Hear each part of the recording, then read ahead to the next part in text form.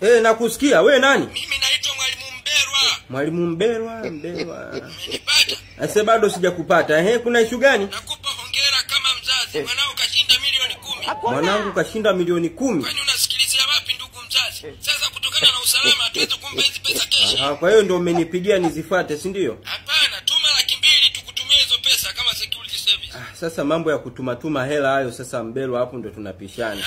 Kwa sababu kama kuna milioni 10 huko, wewe tuma milioni 9 na 800,000. Kata hizo 200,000. Mwanao kashinda Kiingereza, tuma 200,000 wewe. Sikiliza Mbelwa, kama 200,000 unaona ndogo hadi niitume mimi, basi kata 300,000 fi sabilillah. Chukua hiyo.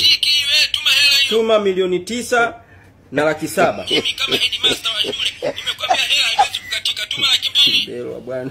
Tuma hela wewe fala usicheke. Sikiliza Mbelwa.